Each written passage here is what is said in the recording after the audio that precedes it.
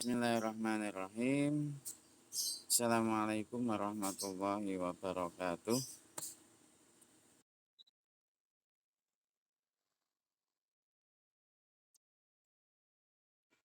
Alhamdulillah, alhamdulillahirabbil alamin. Kita bersyukur kepada Allah pada siang hari ini di jam-jam yang biasanya orang istirahat. Kita menyempatkan diri untuk menuntut ilmu, untuk mengkaji tentang teologi Islam, tentang definisi, kemudian tentang tokoh-tokoh, ya, tentang sejarahnya dan lain sebagainya, ya. Teologi Islam, ya, teologi Islam ini adalah berkenaan dengan keimanan, ya. Seseorang yang memiliki keimanan saja, ya, bisa mempercayai bahwa Allah itu adalah Tuhan kita, itu merupakan sesuatu yang sangat mulia. Contohnya saja itu kalian mempercayakan sesuatu kepada seseorang, ya, mempercayakan, memberikan wewenang dan lain sebagainya, maka orang tersebut akan menjadi mulia, ya.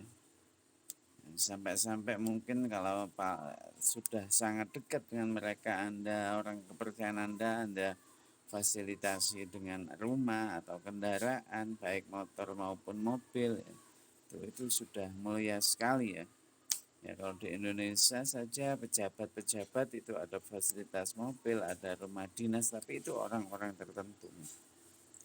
Itu hanya berupa kepercayaan kepada manusia, ya. Belum kalau tentunya kita percaya kepada Allah, ya. Percaya kepada Allah, ya. Allah yang memiliki lahu ma fis samawati wa ma fil ardh. Saya yakin, kita yakin akan memiliki kedudukan yang sangat sempurna. Itu, ya. Itu jadi suatu kehormatan kita bisa memiliki keimanan, memiliki keyakinan, ya, di mana jaminannya orang yang beriman itu adalah akan dimasukkan ke dalam surga, ya, yang mangkola la ilaha illallah dakhalal jannah. Bagaimana tidak, ya, karena tiap setelah sholat fardu itu juga Allah memerintahkan untuk astagfirullahaladzim liwali walidayya wali jami'il muslimina wal muslimat wal mu'minina wal mu'minat, ya. Jadi orang mukmin baik laki-laki maupun perempuan selalu dimintakan ampun, ya, oleh orang mukmin yang lain itu. Jadi jaminannya adalah ampunan dari Allah, ya. Ampunan dari Allah. Tidak hanya itu, pada setiap sholat Jumat khotib pun diwajibkan untuk berdoa, mendoakan sesama mukmin.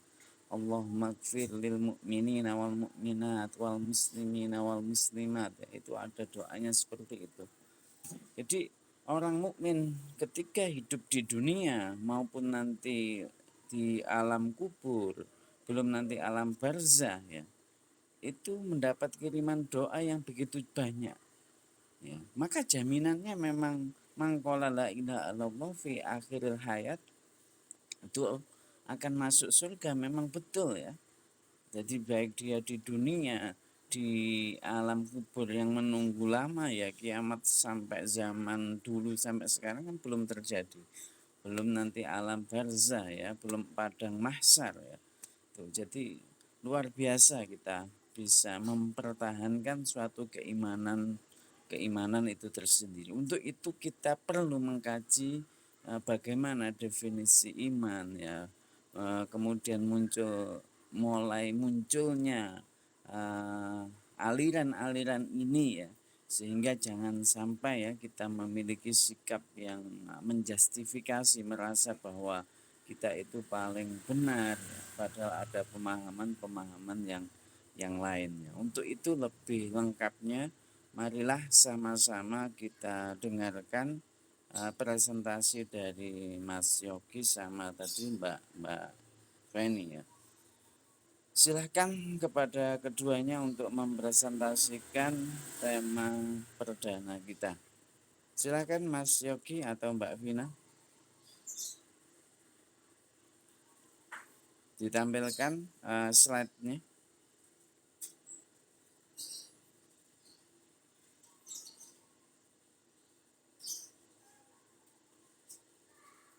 Ya, perlu diperhatikan silahkan absensi ya.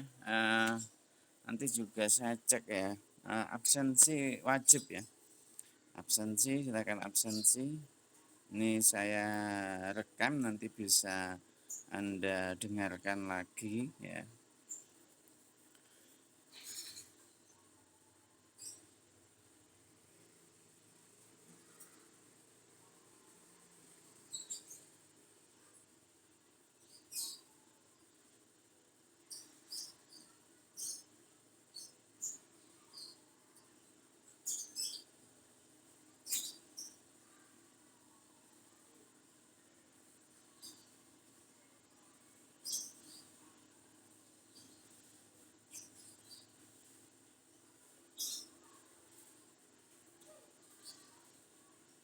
Ya, sambil menunggu ini tugasnya nanti hanya ini saja ya, absensi untuk individu. Kemudian yang pemakalah ini mengupload makalah sama PowerPoint-nya sama notulensinya di e-learning. Sudah saya buatkan, nanti kalau ada kendala silahkan menghubungi ke saya ya. Nah itu sudah bisa, nah kan Mas Yogi sama Mbak Feni ya. Tadi saya lupa belum kita mulai dengan berdoa. Marilah kita mulai perkuliahan ini dengan bacaan surat Fatihah ala hadiniyah biridhoi ta'ala wa bisyafaati Rasulillah sallallahu alaihi wasallam. Al-Fatihah.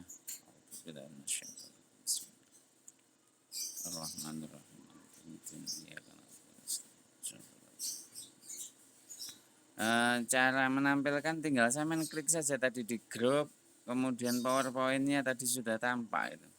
Mas Yogi, ini sudah ada layar sampean sudah ada. Ya, ini sampean klik ya WA di grup. Ya, kemudian tadi PowerPoint sampean klik mana PPT di grup tadi. Ya, itu PPT itu sampean klik. Ya, ini sudah nampak. Ya, hanya gitu saja.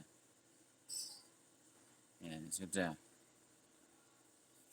Ini bisa dilihat. Ya, itu. Ya, pengertian teologi Islam itu. Ya.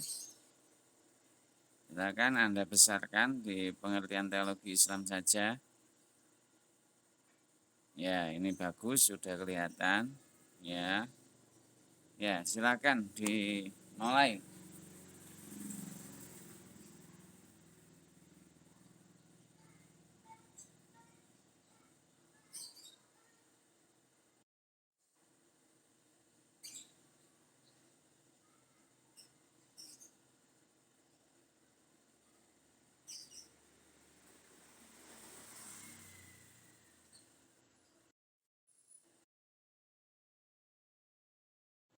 Waalaikumsalam warahmatullahi wabarakatuh.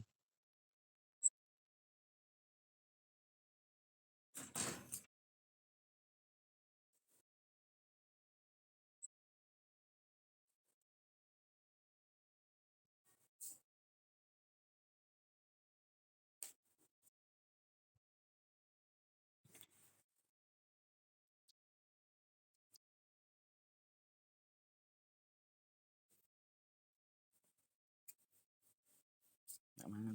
Mbak mana? Ayam kan Mbak kerap ya? Ayam kerap ya? Itu cuma apa teh?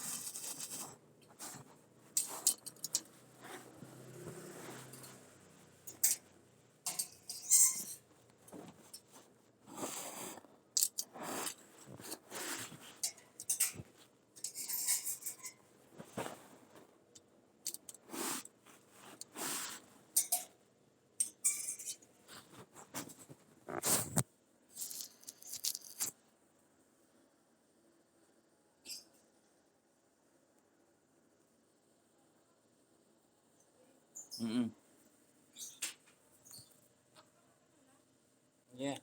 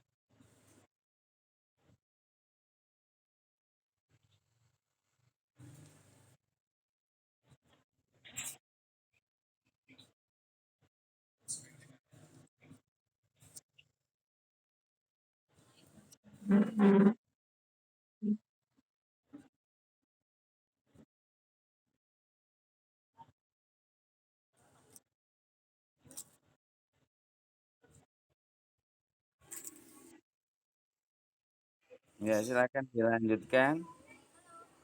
Masih ada kendala ya, presentatornya.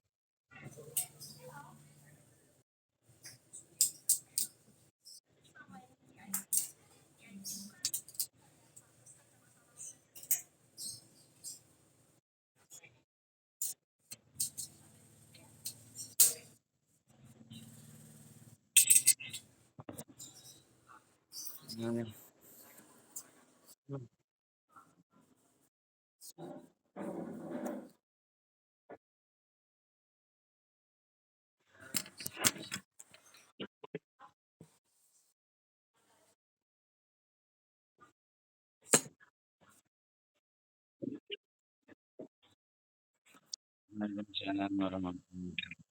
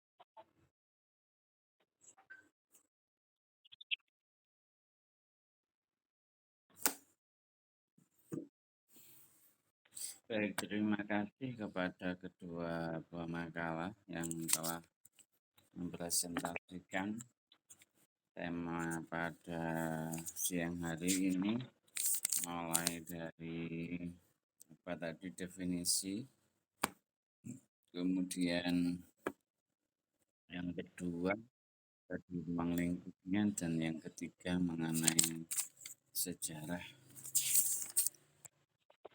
Baik, itu penyampaian dari kedua pemakalah. Silakan kalau ada yang ingin ditanyakan atau ingin menambahkan.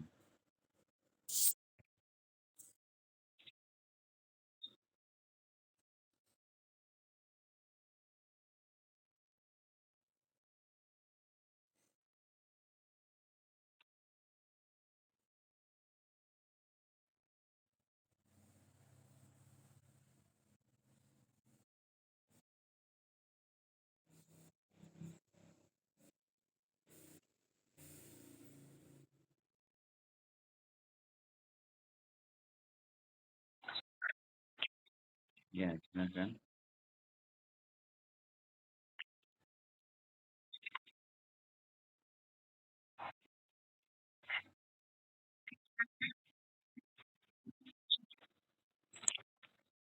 Ya, dicatat pemakalah. Pertanyaannya bisa dipahami. Pemakalah Mbak Eni sama Mas Yogi.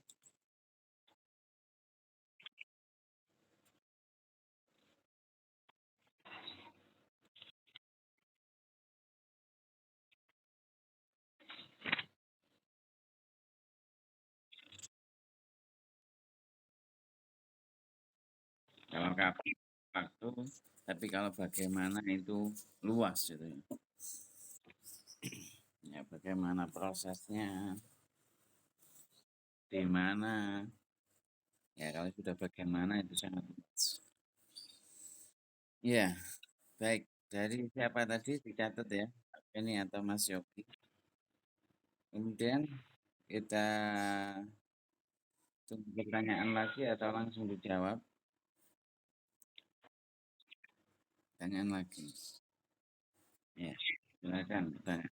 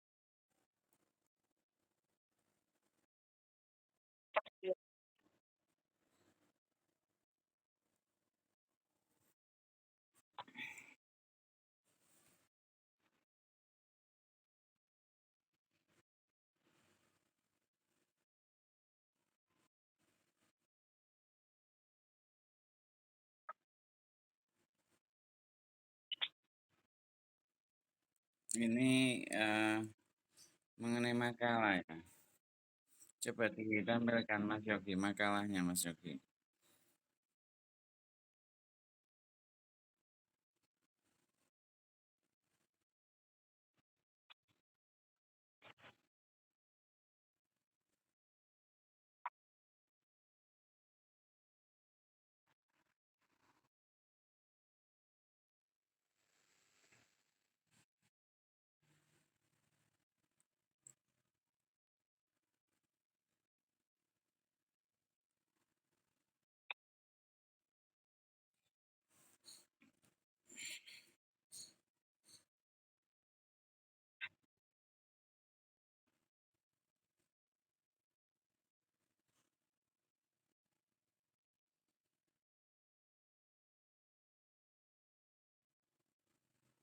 Ya, makalahnya ditampilkan Mas Yogi. Ya, kan PowerPoint tapi makalah. Yang lain silakan, kalau ada pertanyaan silakan diungkapkan dulu sambil menunggu Mas Yogi.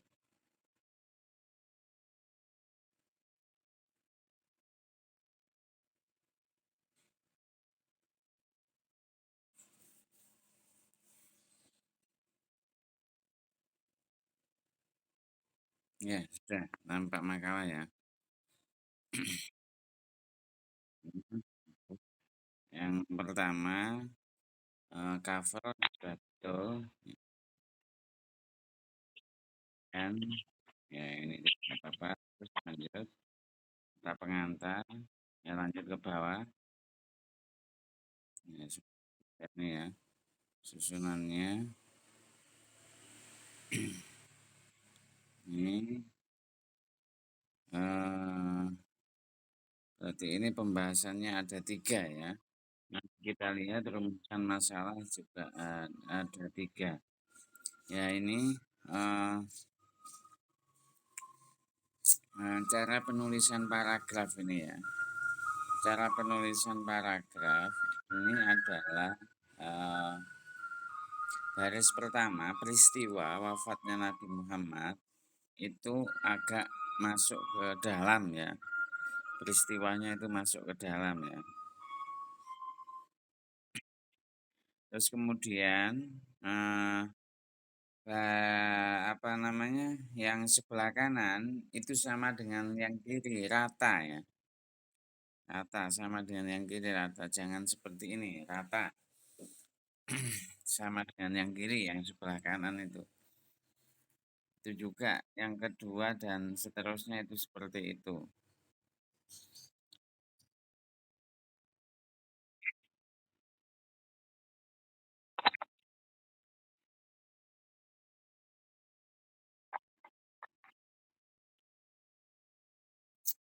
Ya ini di latar belakang itu sebenarnya kurang adanya penjelasan tentang eh, memang istilah teologi Islam itu sendiri ya.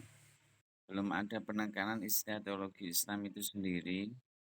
Tadi sudah dijelaskan kalau ada istilah lain yaitu ilmu kalam ya. Ya itu di sini belum ada penjelasan karena yang pertama yang harus dijelaskan itu adalah mengenai definisi ya. Atau ada di bawah ada definisi. Maksud saya di latar belakang.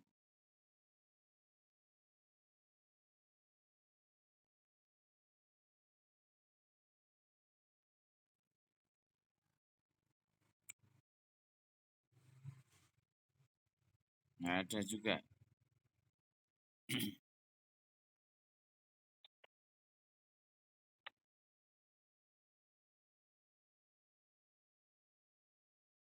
Ya, jadi ini yang ditekankan sebenarnya adalah mengenai definisi sama ruang lingkup dalam latar belakang itu harus dituliskan ya, ruang lingkup tentang ketuhanan itu sendiri kan.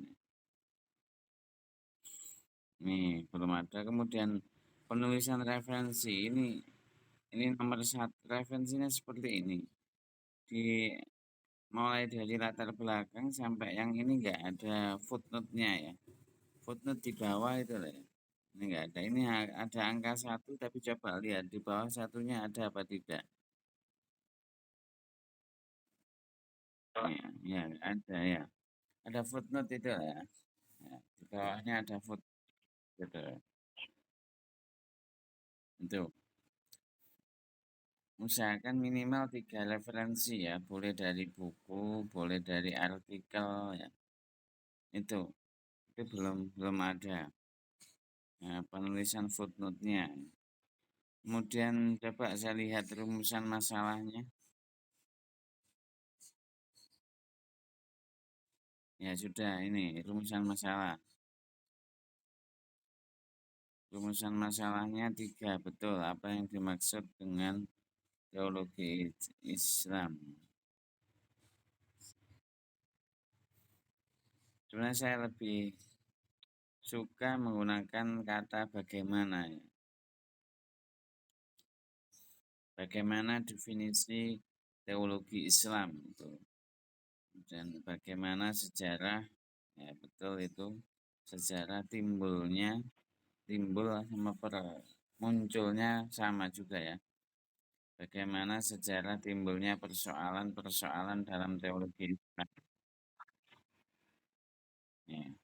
Terus yang ketiga, bagaimana munculnya aliran-aliran, ya, ini menggunakan kata lain ya. Yang satu dua teologi Islam, tetapi yang ketiga itu ilmu kalam. Seharusnya sama. Kalau Anda mendefinisikan teologi Islam dengan ilmu kalam itu beda. Kecuali kalau mendefinisikan sama, kan tetapi harus ada pernyataan. Karena dari segi bahasa itu beda. Walaupun di pembahasan itu sama. Tuh, teologi Islam dengan ilmu kalam. Ya. Kemudian pembahasannya tadi saya lihat 3 juga sudah. Terus pembahasannya. Lihat pembahasannya ke bawah lagi. Ya, ya ini ya.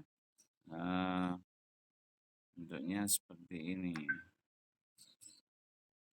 Sebaiknya untuk penulisan itu adalah setelah A itu biasanya A besar itu biasanya huruf 1 ya, angka.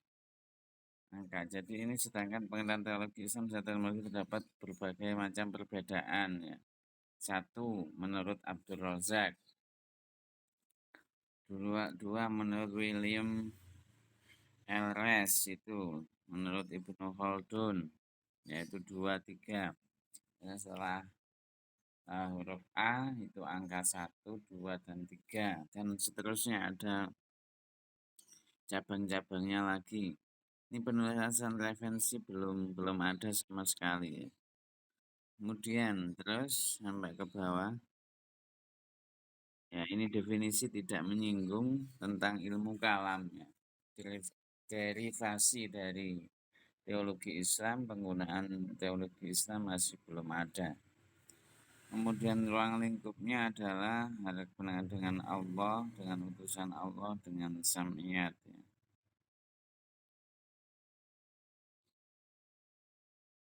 Ya boleh di modal seperti ini tapi diganti angka ya. Nah, setelah B itu berarti 1, 2, 3. Tinggal referensinya ini yang masih belum dicantumkan. Kemudian sejarah teologi Islam. Ya, sejarah teologi Islam. Nah, ini betul Al-Quran ya. Ya, ini yang dibahas mulai dari ilmu kalam ya. Padahal yang di atas itu adalah munculnya perpecahan. Dan terakhir di kesimpulan. Kesimpulan itu tidak usah seperti ini. Tapi kesimpulannya itu dibuat paragraf saja. Dibuat paragraf berarti kalau rumusan masalahnya itu 3, maka kesimpulannya adalah 3. Kesimpulan paragraf yang pertama adalah mengenai definisi teologi Islam. Paragraf kedua adalah ruang lingkupnya. Paragraf yang ketiga adalah sejarah lahirnya ilmu kalam. Sejarah lahirnya teologi Islam. Sebenarnya sejarah teologi Islam ini nanti yang membahas itu adalah kelompok kedua ya. Belum saya ganti itu ya. Kelompok kedua itu nanti membahas tentang sejarah pertumbuhan, perkembangan, serta konflik politik yang melatari munculnya aliran teologi Islam. Di politik di awal-awal itu ya. Ya, semenjak Rasulullah itu meninggal itu ya. Itu sebenarnya ini yang nomor pertama ini semenjak Rasulullah itu sudah muncul embrio. Jadi sebelum Rasulullah meninggal itu sudah ada perpecahan. Itu diungkapkan sebenarnya nanti kelompok ini sudah saya kelompok satu sudah saya anggap selesai. Nanti kelompok kedua itu membahas sejarah pertumbuhan, perkembangan, serta konflik politik yang melatari munculnya aliran teologi Islam. Kemudian yang kedua adalah situasi problematika pasca wafatnya Rasul. Kemudian yang ketiga adalah konflik antara sahabat dan kelompok politis di kalangan umat Islam. Ini mengenai sejarah, karena nanti yang lebih rinci itu adalah pada kelompok kedua, mulai dari zaman Rasulullah, setelah meninggalnya Rasulullah, kemudian konflik antar sahabat itu.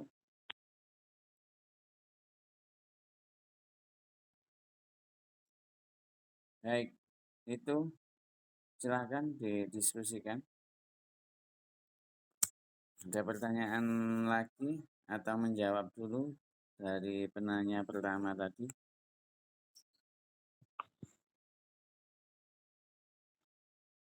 Ini silahkan dijawab dulu.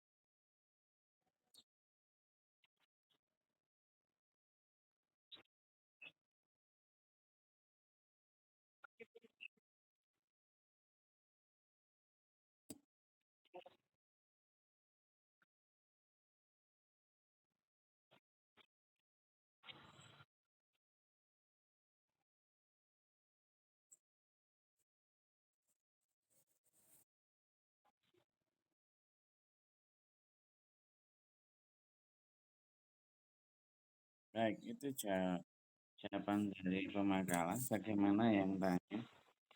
Jadi awal mula munculnya teologi Islam itu karena tadi persoalan apa?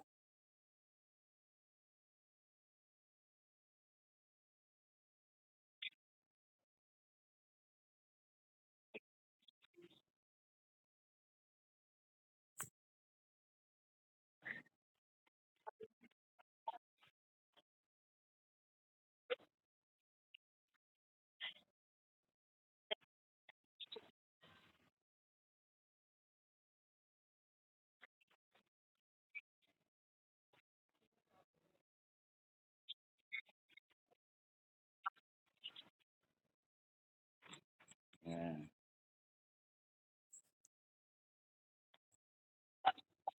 silakan. Nanya bagaimana dengan jawaban dari pemakalan? Sudah terwakili.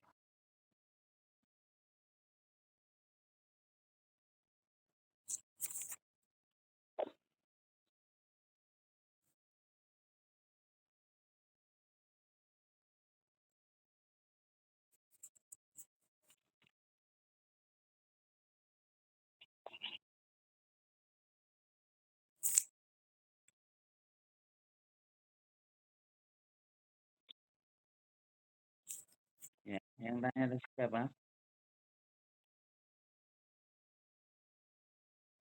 Ya silahkan.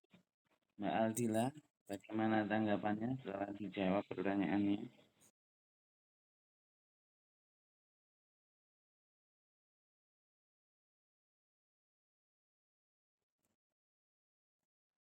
Bagaimana Aldila? Ternyata masih belum ini ya, belum connect Mbak Aldilanya. Untuk yang lain, audien yang lain bisa menambahkan atau bertanya ya. Nanti pertanyaan ini sudah selesai dari Aldila ini. Ini pertanyaan baru. Itu ya Mbak Nur Aini. Ini pertanyaan baru. Tidak ada hubungannya dengan Aldila.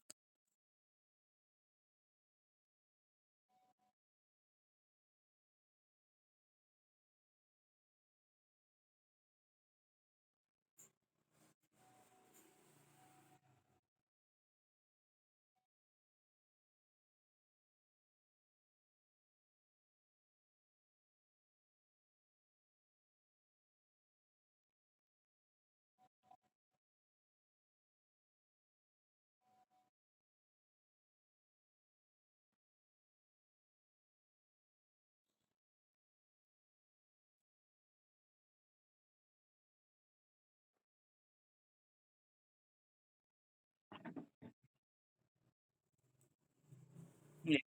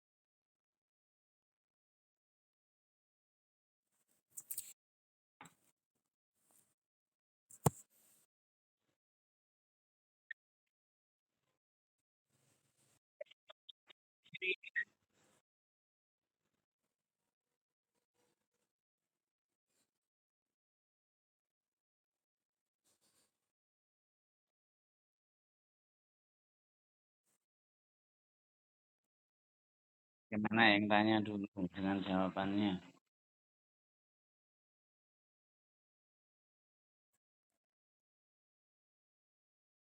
Sudah terjawab pertanyaannya?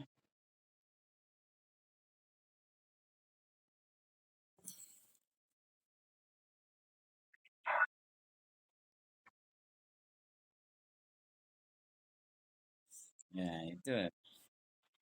Kemudian, masih ada pertanyaan lagi?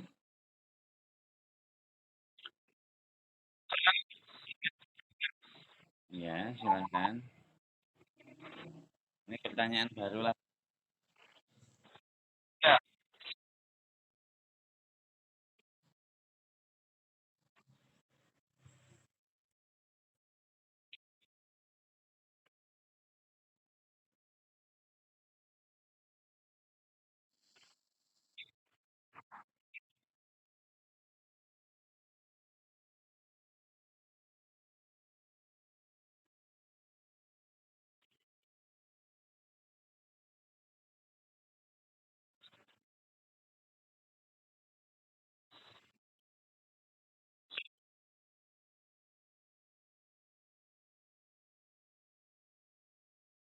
Ya, terima kasih. Siapa ini? Mas siapa ini?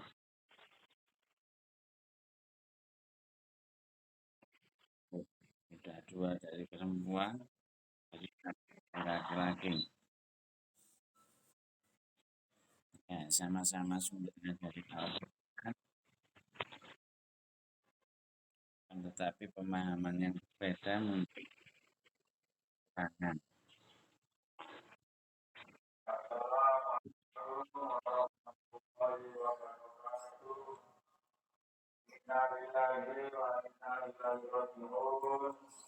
Tidak, tidak dengar suaranya Mbak Feni.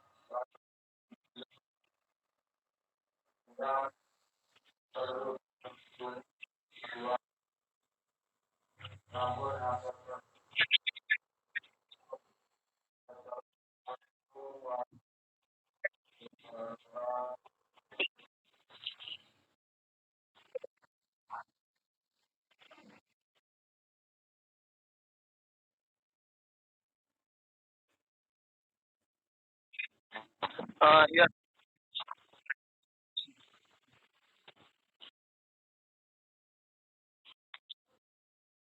tadi saya kurang ada pertanyaan dari Mas B.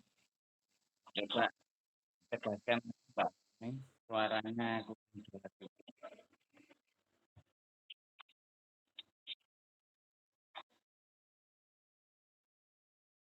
Coba kami ulangi lagi jawabannya.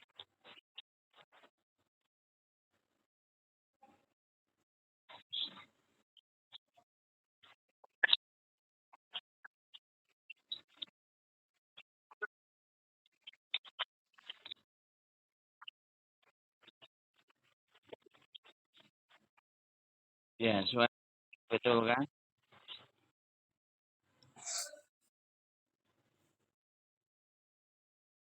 Ya, ini bagus.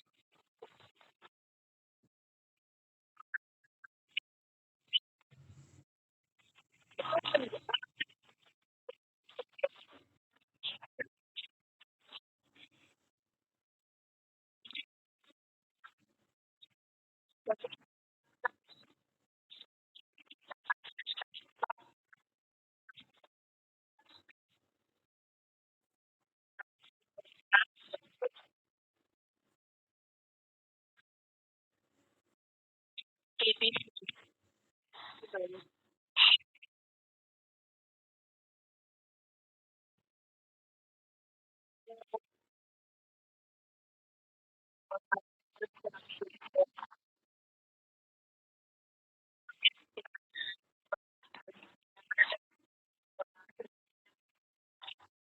sudah luar biasa ya. Kita membahas kontemporer ya, waktu dan lain sebagainya ya. Padahal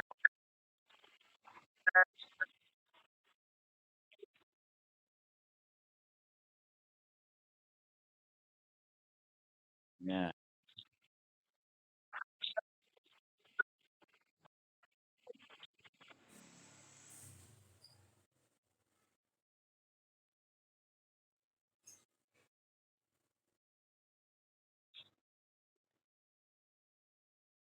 ya, Mas Yogi ingin menambahkan atau yang lainnya atau kembali kepada penanya.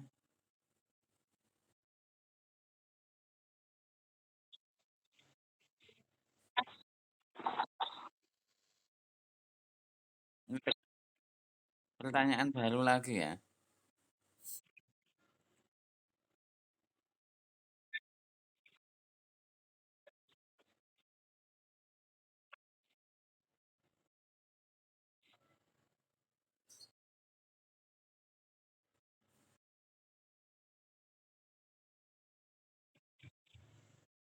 Ya, gimana? Apa makalah? Fungsi ilmu kalam.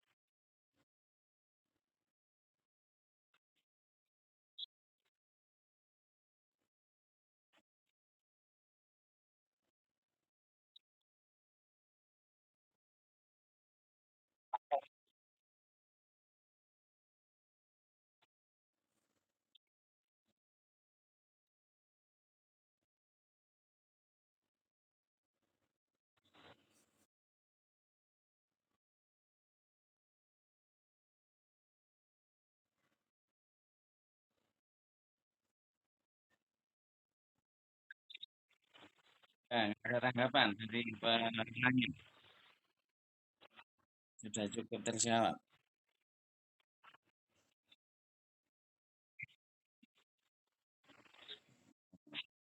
Baik, selanjutnya masih ada lagi yang tanya.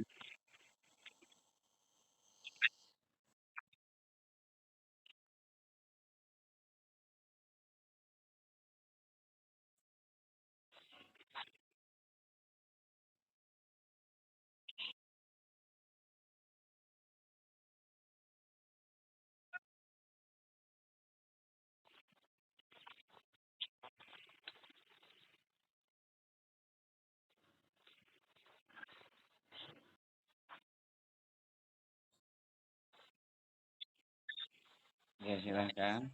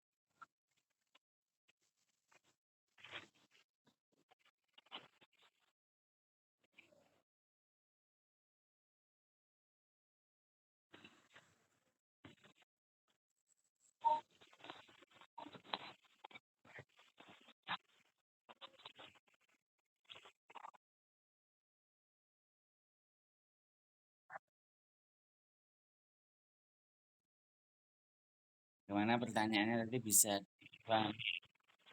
Apa pertanyaannya tadi?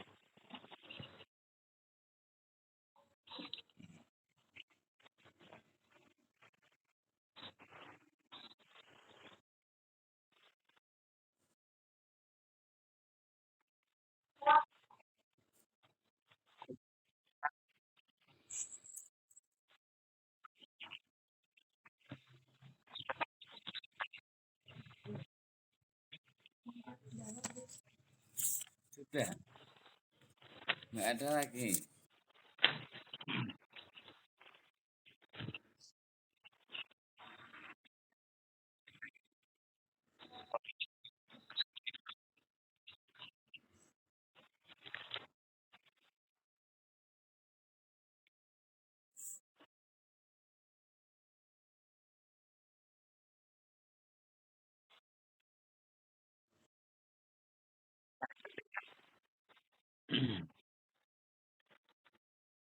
Baik, apa tadi banyak ya, banyak sekali ya pertanyaannya ya, kemana-mana ya, sama pemakaran dijawab saja semuanya ya. Saya Anda bisa membatasinya ya.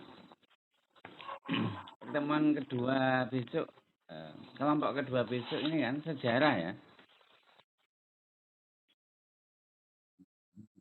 Besok sejarah ya. Ini sebenarnya sejarah itu yang lebih fokus itu adalah eh, kelompok kedua, kelompok kedua. Yang kalian fokuskan adalah ini, penannya adalah pada definisi. Pertama, Anda perlu mengkaji lagi tentang definisi dari teologi Islam sama definisi salah. Begini, saya tegaskan singkat saja. Kalau teologi Islam itu memang tujuannya adalah mempertahankan Islam yang diserang oleh orang non-Muslim. Jadi tujuannya dulu itu.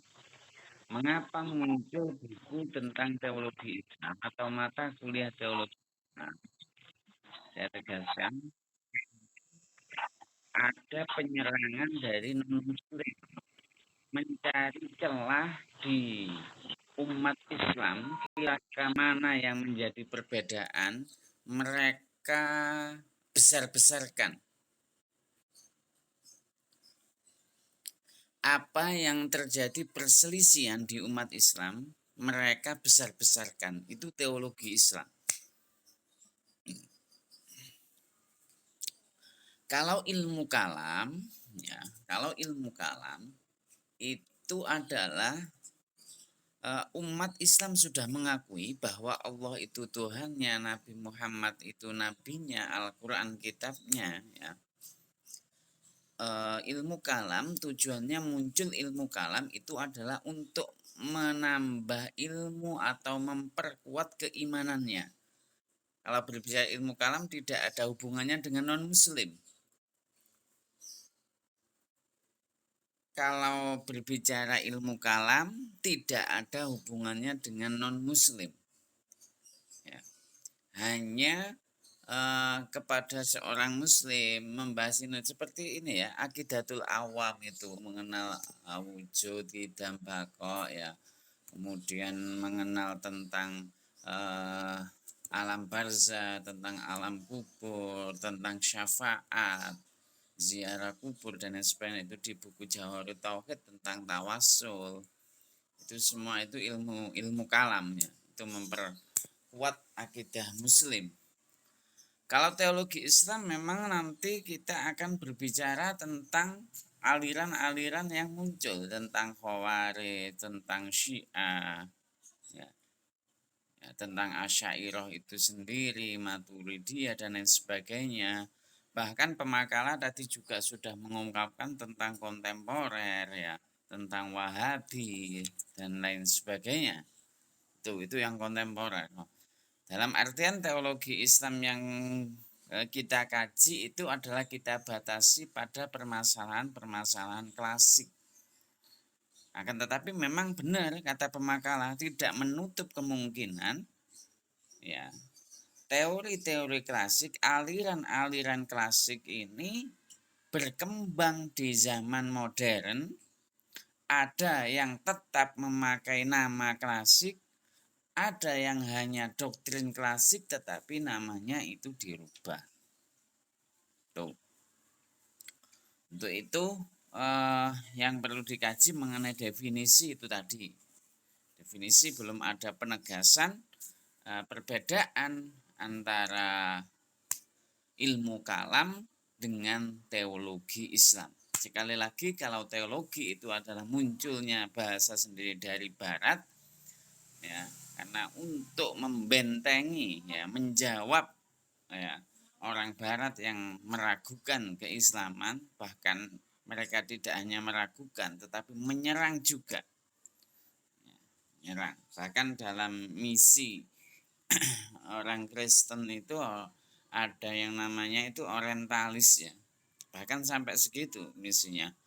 Orientalis itu adalah orang non muslim, ya, yang sekolah, kuliah, atau apa saja, atau melakukan penelitian di orang Islam. Baik penelitian itu melalui kajian pustaka, ada yang langsung itu sampai terjun ke lapangan. Sampai Cliff itu yang dalam bukunya apa itu Islam Jawi, apa saya lupa bukunya, Cliff itu yang membagi Islam itu menjadi tiga, priai, santri, sama abangan. Priai itu, Islam priai itu adalah kalangan ulama, ya. Santri itu ya yang mondok, kemudian abangan itu ya bahasanya itu adalah Islam KTP. Ya, itu dilakukan penelitian. Itu orang orientalis ya. Ternyata di Islam itu ada Islam abangan. Jadi Islam itu KTP netral tapi gak gelem sholat dan lain sebagainya. Itu sampai itu diteliti seperti itu. Kembali ke orientalis ya.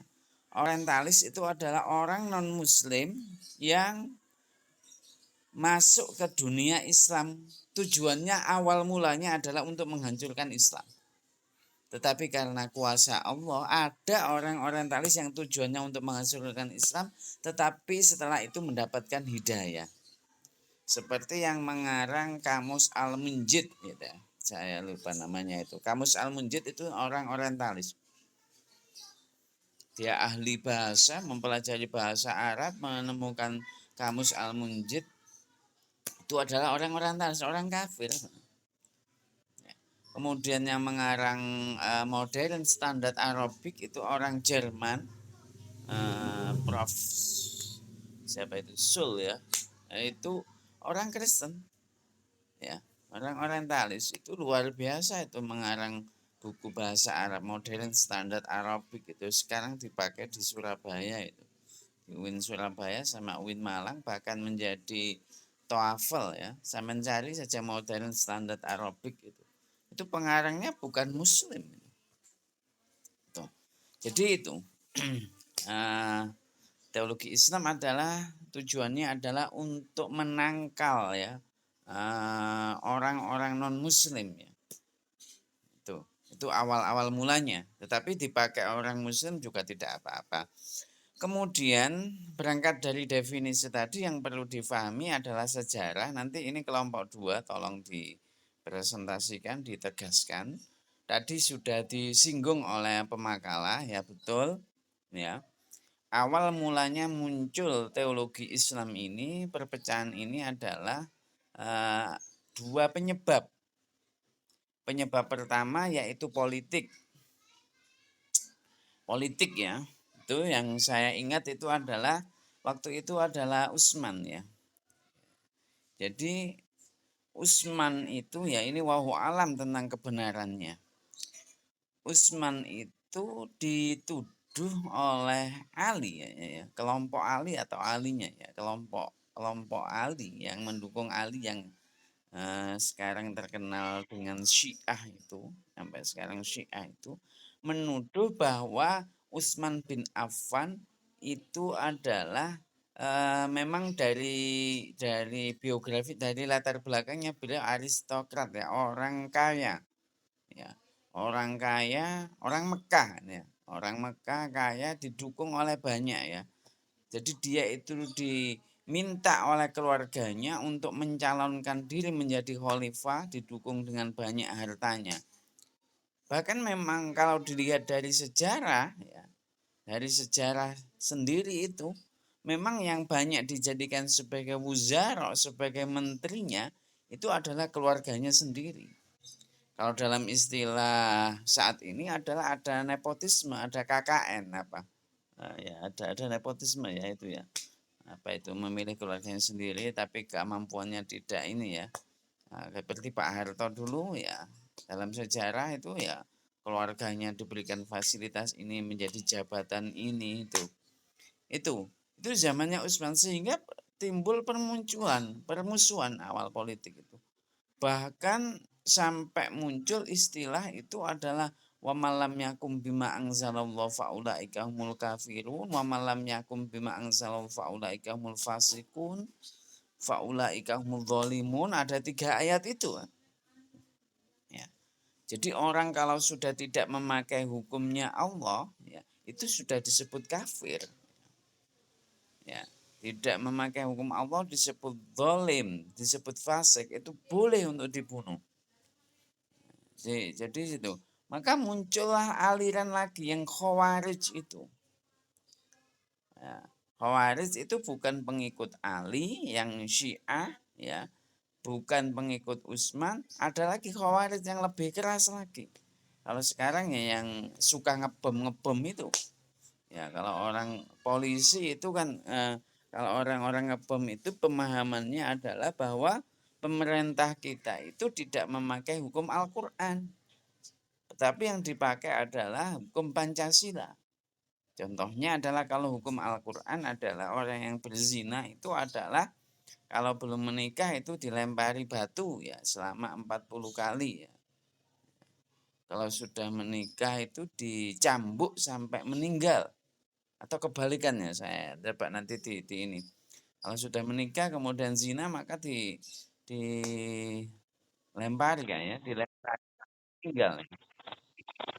Ya, kalau orang ini ya dinikahkan saja ya. Kalau sudah ridho sama ridho sudah dinikahkan saja ya. Kalau di Islam harus dihukum dulu. Boleh memang dinikahkan lagi tapi dihukum dulu.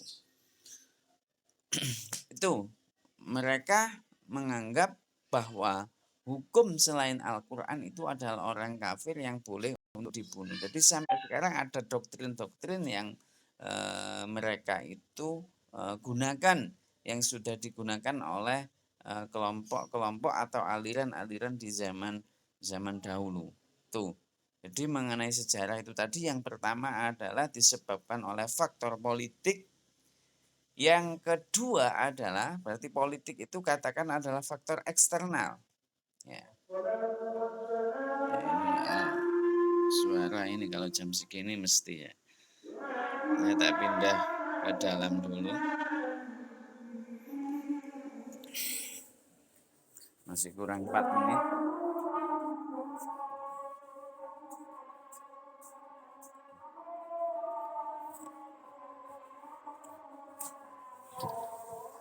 Sebagai penutup, yang kedua adalah faktor internal. Ya, kalau eksternal tadi saya bilang politik. Ada yang bilang politik itu bukan dari Islam, ada yang bilang politik itu sudah masuk Islam. Ya. Tapi dalam fikih sendiri ya, itu tidak ada babus siyasah, tidak ada. Bahkan di dalam fikih sendiri itu babul jihad itu dihilangkan.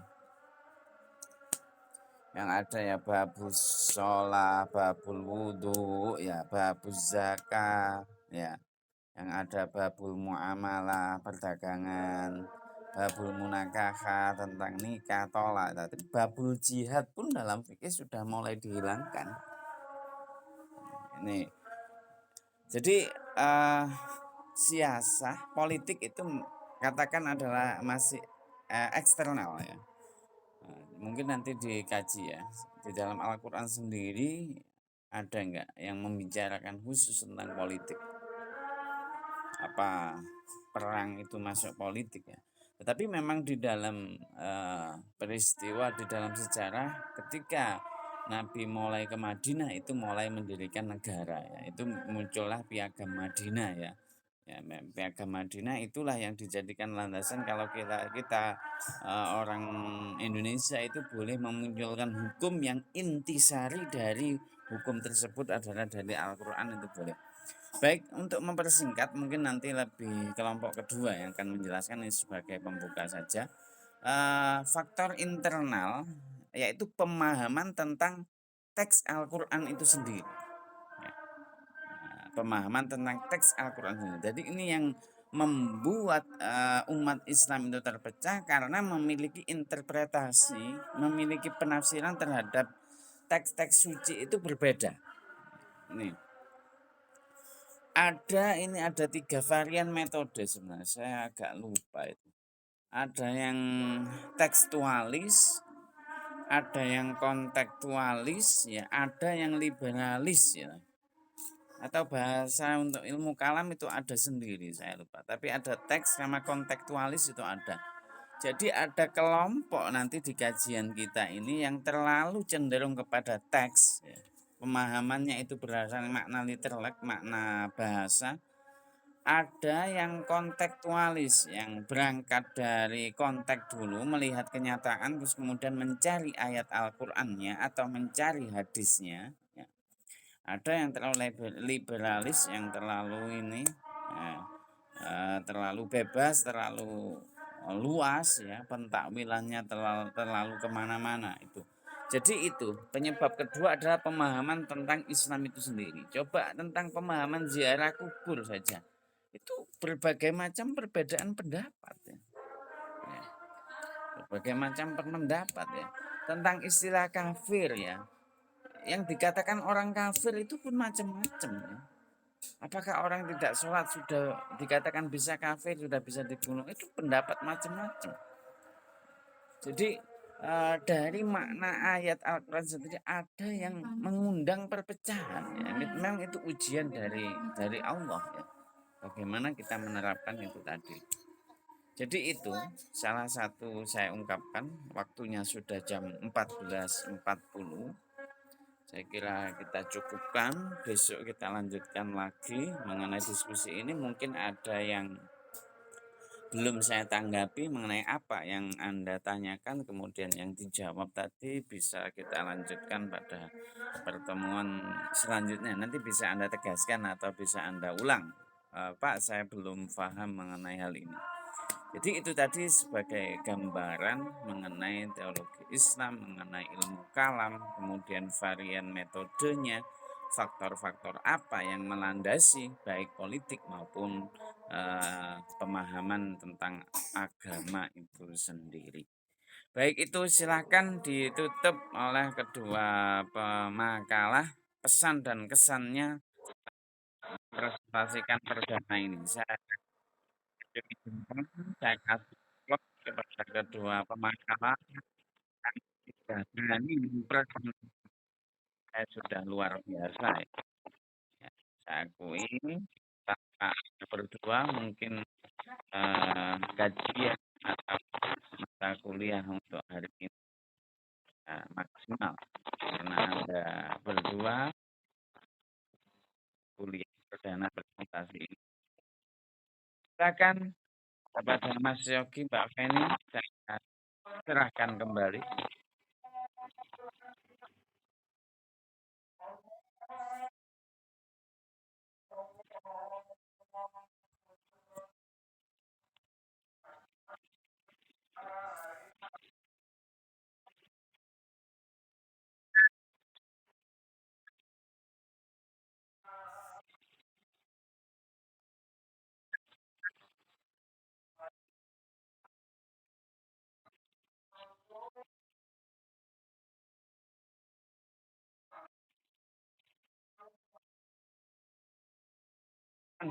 Ya betul. Saya menyampaikan pesan dan kesan mengenai tema tadi ini setelah melihat definisi memahami sedikit sejarah apa pesan Anda, apa kesan Anda dengan tema pada siang hari ini.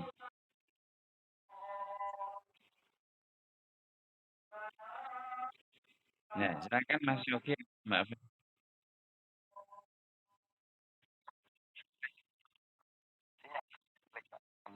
Oh gitu ya. Nah, pesan dan kesannya.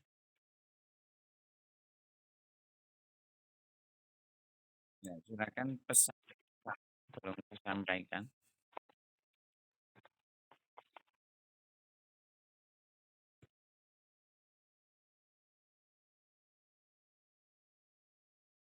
Baik, masih ini ya, dapat sinyal ya.